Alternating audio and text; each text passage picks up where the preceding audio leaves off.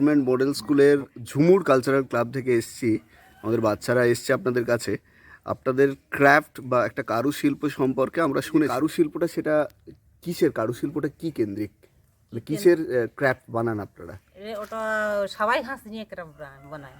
সবাই ঘাসে? হ্যাঁ। আচ্ছা, ওটা বানানোর জন্য আপনারা কোন কোন উপকরণ ব্যবহার করেন? সবাই ঘাস, হ্যাঁ, ওই মাঠ থেকে কেটে নেওয়া হয়, শুকনো করা হলো, শুকনো করার পরে ভিজানো হলো, থাকে এগুলো কাটা হলো।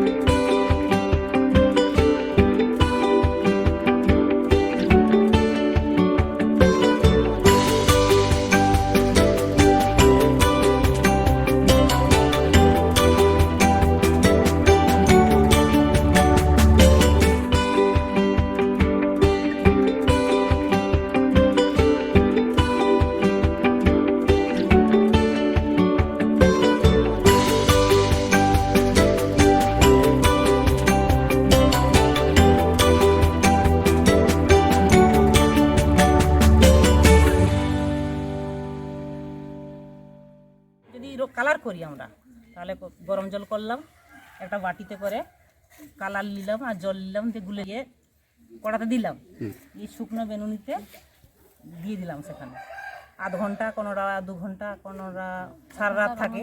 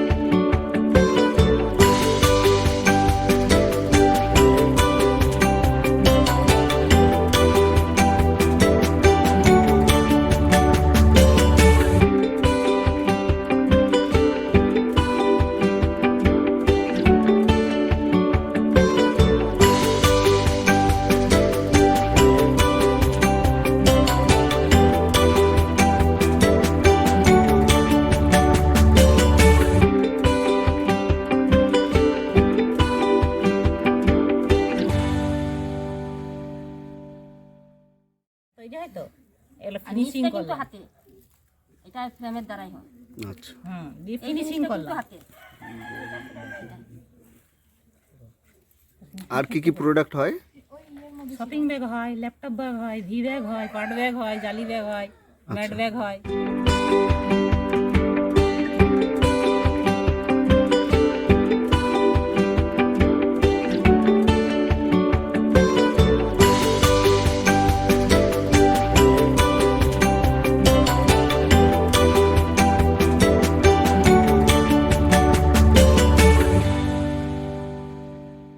এখানে যে প্রোডাক্টগুলো আছে সেগুলো মূলত কি কাজে ব্যবহার হয়? ওগুলো ফলও রাখা হয়, গিফটও দেওয়া হয়। আচ্ছা, যে যেমন ভাবে ব্যবহার করতে পারে। আর এগুলো, এটাতে হয়তো ফুলঝুড়িটা ফুল তোলা হবে। আর এগুলো রুটি থাকে, রুটি বক্স বলে এটাকে। আচ্ছা, ওই সাবাই ঘাস যে ব্যবহার করেন এতে, এই সাবাই ঘাসটা কোথায় পাওয়া যায় মূলত? নিয়ে আসেন ওনারা, কোথা থেকে নিয়ে আসেন? ওরা ওই থেকে, ওই জঙ্গলের কাছে একটা উঁচু জায়গা, মাঠ আছে, সেখানে চাষ করা।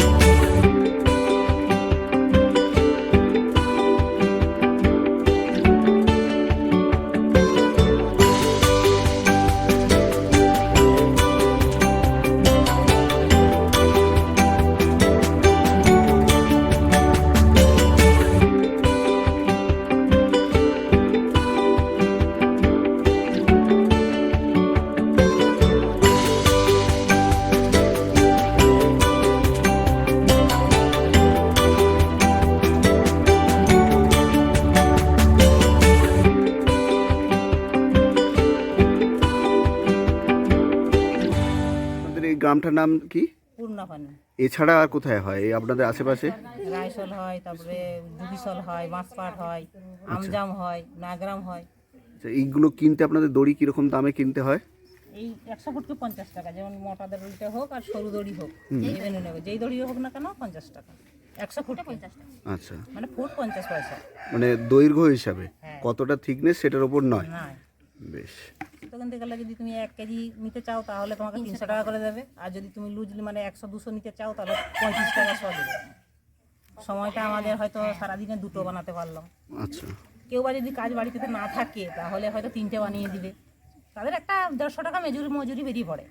আচ্ছা, 150 থেকে 200 আপনারা বিক্রি করেন এটা কত?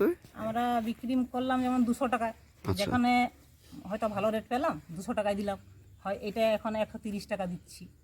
মোটামুটি এই গ্রামের কতজন এই পেশার সঙ্গে যুক্ত আছে? এই সেলাই করার জন্য 12 জন আছে, আচ্ছা। আর বেনুনি করার জন্য 20-25 জন মতন হবে। আপনাদের কি কোনো গ্রুপ আছে?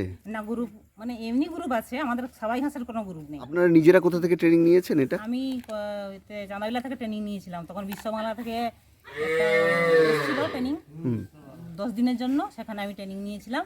নেওয়ার পর এবং আমি করতাম, তারপরে এই আমাদের গ্রামের মেয়েগুলো করতো না, আমি শিখিয়েছি এদেরকে যে এইভাবে করলে আমরা তো বাড়িতে শুধু বসে থাকবো কেন, 50 টাকা করে যে একটা পার পিসে আমরা পাই, তাহলে আমরা যাই হোক তো নিজের হাত খরচটা বেরাবে। কতদিন আগে শুরু হয়েছে এই কাজ? 17 সালে। তার আগে হয়নি। বাবুই ঘাস তো এখানে তো পাওয়া যেতই। হ্যাঁ, ছোটবেলায় তখন বাবুই দড়ি করতাম, ওই যে হাতে দিয়ে যে পাগানো হলো, এই দড়িটা আগে করতাম। এই দড়িগুলো হাটে বিক্রি করতেন? হ্যাঁ, তখন ছোট ছিলাম, তখন এইগুলো করতাম, দিয়ে হাটে বিক্রি করতাম। কিন্তু তখন জানতেন না যে এই দড়ি থেকেই এত সুন্দর ক্রাফট বানানো যায়? হ্যাঁ হ্যাঁ, জানতাম না। এটাই রিসেন্ট হয়েছে, তাই তো? হ্যাঁ হ্যাঁ। আচ্ছা, আমাদের স্কুলে আপনাদেরকে যদি প্রশিক্ষণের জন্য ডাকা হয়, ছাত্রছাত্রীদেরকে একদিন গিয়ে প্রশিক্ষণ দিতে পারবেন? হ্যাঁ, দেবো।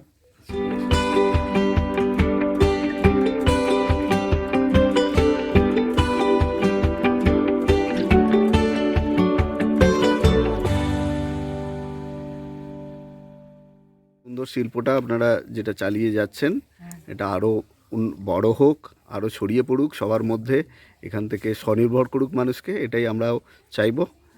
এই বলে আজকে এখানেই আমরা শেষ করলাম।